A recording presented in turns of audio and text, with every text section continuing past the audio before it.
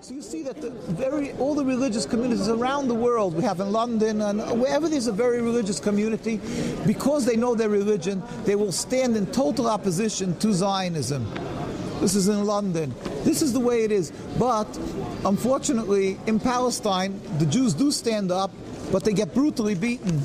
And we can show the pictures of the brutality of the Zionists against the religious Jews, that there's an ongoing phenomenon. Whenever they demonstrate, they stand with guns. The Jews our people are non-militant, we don't have arms, and yet the Zionists come and murder. They beat brutally, they arrest the Jews when they're demonstrating, as you can see these pictures. So this is a happening that is an ongoing thing, and they intimidate. Jews are afraid to speak up because they see that how their brethren are brutally beaten, when they just simply speak up and say, we do not accept the state of Israel, we do not accept what they're doing to the Palestinian people. I mean, in terms of what's going on now, what's your assessment of what Israel is doing in Gaza? I can answer you with 2 words: a war crime. And my colleagues are part of what we call authentic Orthodox Judaism. And we feel, more than we feel, we know that, as you mentioned earlier, Zionism is a danger. It's a danger for the world. It's a danger for the Jewish people. It misrepresents Judaism. It brings a blot or stain on the name of Judaism. It also causes terrible danger immediately. I mean, look how many thousands of people have died in Palestine. And so our purpose in coming out to any of these events is to stress, to bring home to people the complete difference, the complete incompatibility of Zionism and Judaism. And we would hope that the world will not blame Jews and Judaism for the wrongdoings of the Zionists and Zionists. אלה התמונות שנראו כמעט כל יום בשבועיים האחרונים בקטע הצפוני של כביש 6, סמוך לקיבוץ רגבים. הפגנה סוערת, צעקות ומכות. אבל עתה מתברר, נחצו שם גם הגבולות האלה. המאבטחים ששכרה חברת חוצי ישראל משתמשים בשוקרים חשמליים. הנה אחד המאבטחים מוציא את השוקר מכיסו, מחשמל את המפגין הזה, הנה הוא עושה זאת שוב, ומחזיר את השוקר לכיס.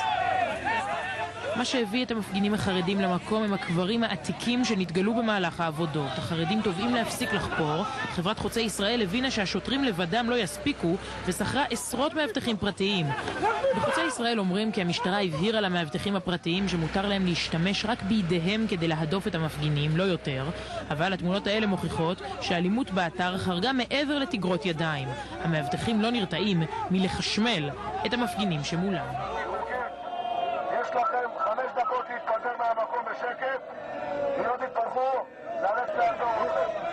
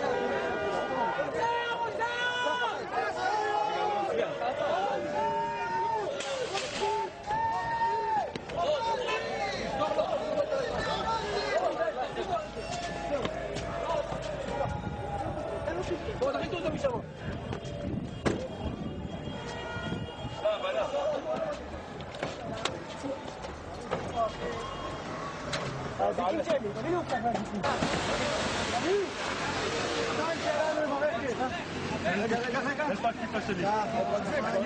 יאללה. הכיפה שלי, לא, אני צריך לראות. אני צריך לראות את הכיפה שלי.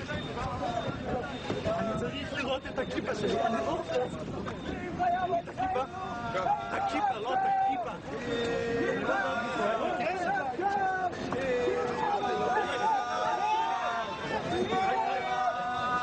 צריך לעזוב.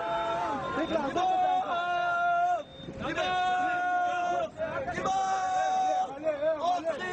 שודדים, זרקו ידיכם מבאמצע ישראל! אבל יש פה שטח פרטי, אין כזה דבר, יש תורה אצל יהודים, אנחנו נלחם עד הסוף. אבל לא מרביצים למה? במתחם גולובנצ'יץ' מלחמות היהודים נפגשות.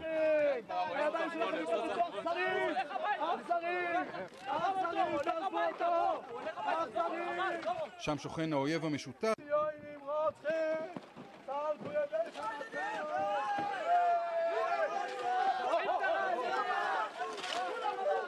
שוב עימותים ברמת בית שמש. גבול כלפי אחד החרדים שהפגין במקום.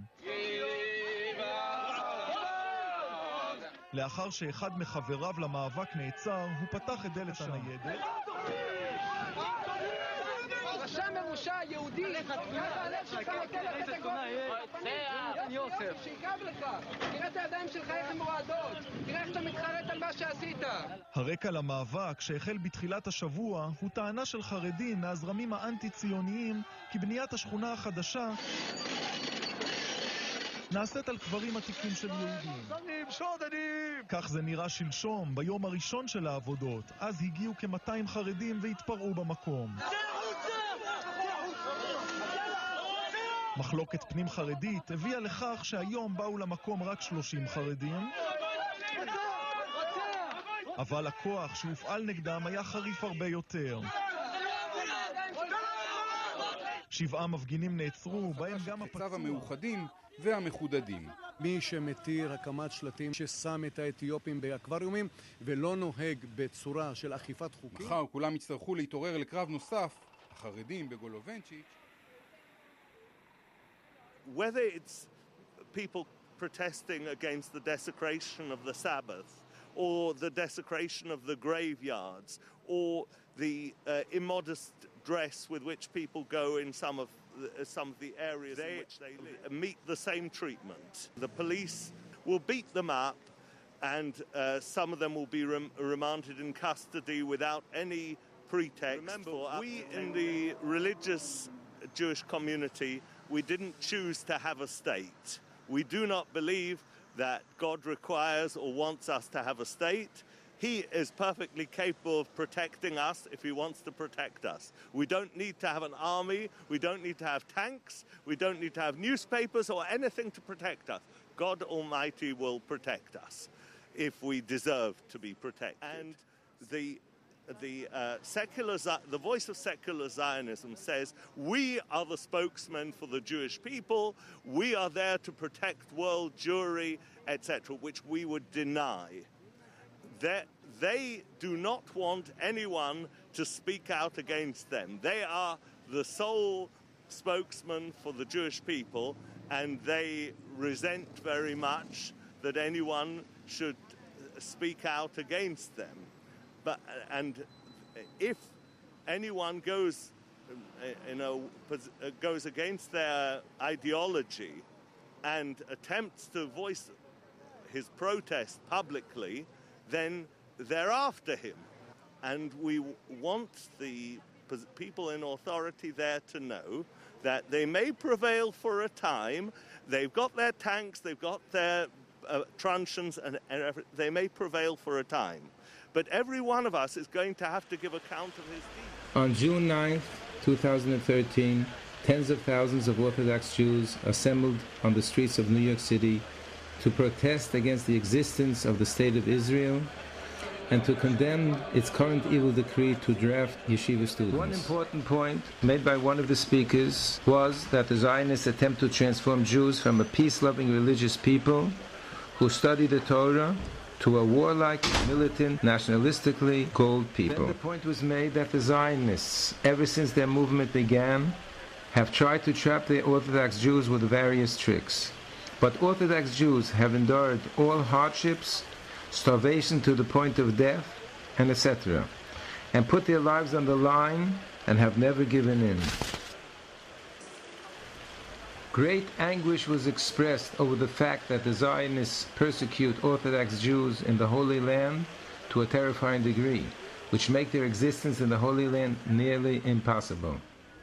At the end of the demonstration, the entire assembly stood up and together cried out the immortal lines of the prayer book that express the Jewish faith. Hear, O Israel, the Lord is our God, the Lord is one. God is king, God was king, and God will be king forever.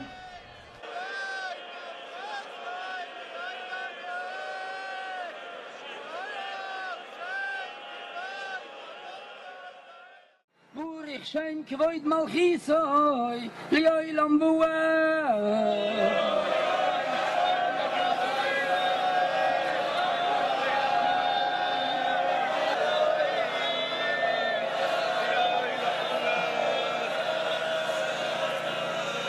The worst crime, the most insidious persecution that the state of Israel has ever perpetrated against the Jewish people happened in 1948 when they dared to call themselves the State of Israel.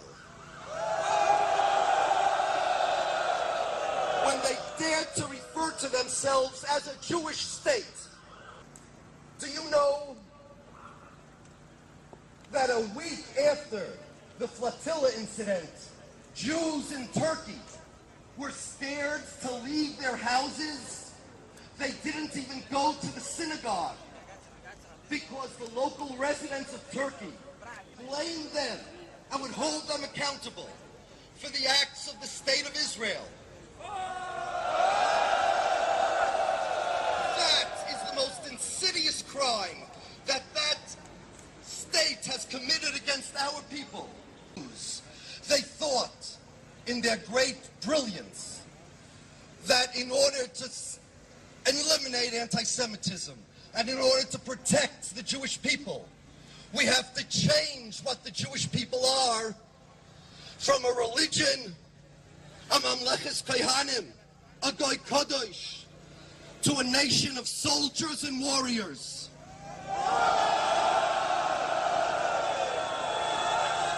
What in the world is a Jewish state? Can you tell me? I know what a Jewish person is.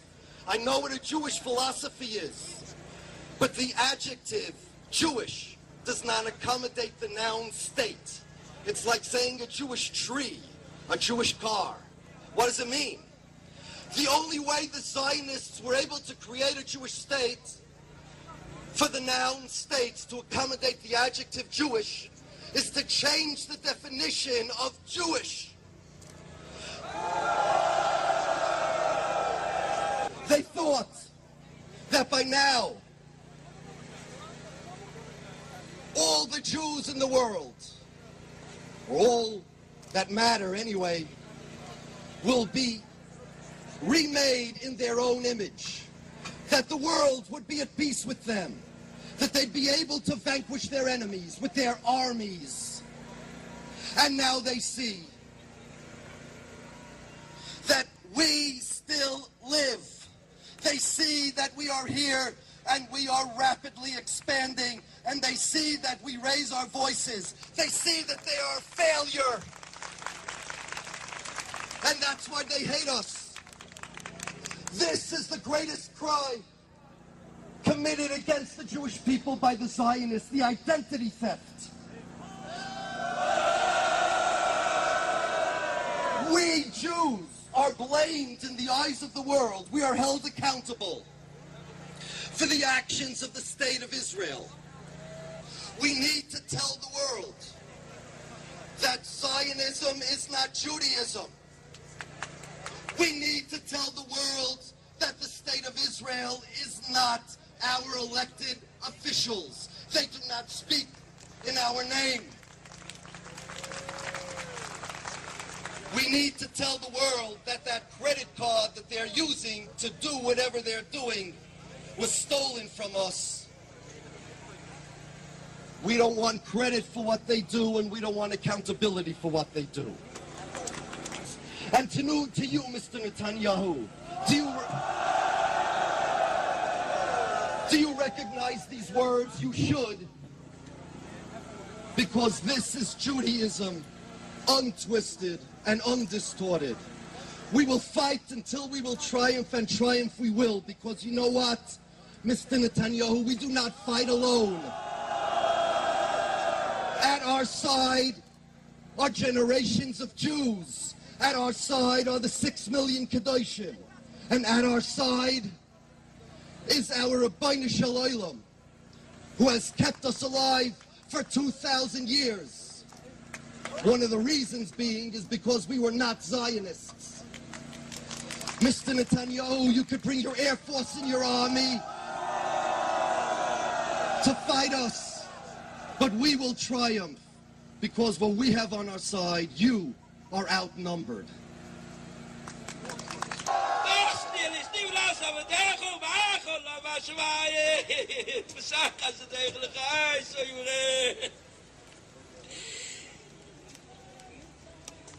Aber ich sei mit Abduschei, Gewalt, noch einmal, mit uns gehen.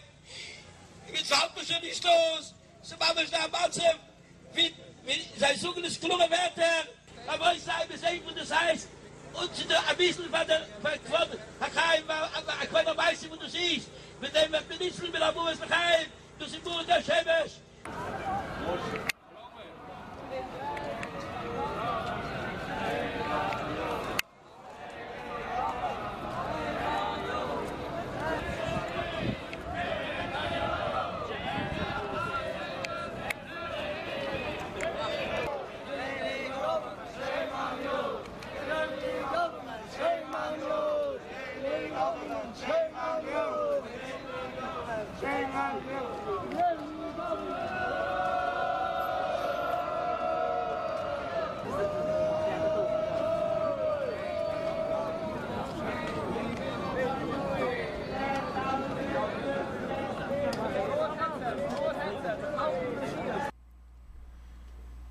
In 2008, in one of President George W. Bush's speeches, referring to Israel, he said, "The alliance between our governments is unbreakable."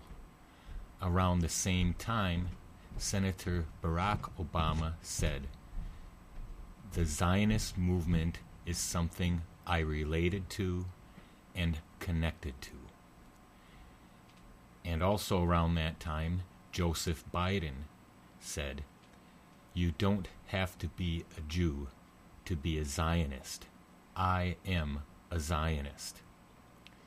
These stooges are just well-paid lapdog mouthpieces of a secretive class of monetary system monopolizing, weapons dealing, war profiteering, cult cabal. I label ZioNazis. I will not apologize to anybody for my use of this term. Watch, read, learn, think, and make up your own mind. Thank you for watching.